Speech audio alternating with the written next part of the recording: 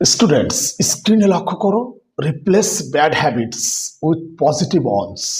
আমি কি বললাম? Replace bad habits with positive ones. Replace মানে কি জানো? রিপ্লেস হচ্ছে স্থানান্তর করা, অর্থাৎ এখানে পরিবর্তন করা হবে। অর্থাৎ এই যে বললাম না, replace bad habits with positive ones, মানে তোমার খারাপ অভ্যাসগুলোকে পজিটিভ করতে হবে।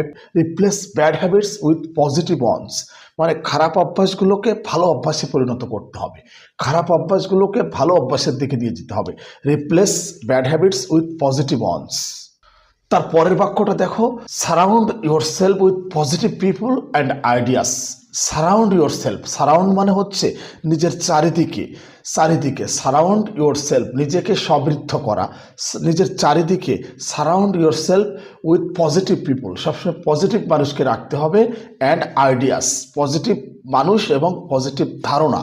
আমার মনে হয় বুঝতে পারছো। অর্থাৎ এই যে বলা হচ্ছে না, surround yourself with positive people's and ideas, অর্থাৎ নিজের চারিপাশে সবসময় পজিটিভ লোকজনকে রাখতে হবে এবং পজিটিভ আইডিয়াটা রাখতে হবে, আইডিয়াগুলো রাখতে হবে, তাহলে একটা পরিবর্তন আসবে নিজের মধ্যে। আমার মনে হয় বুঝতে পেরেছো।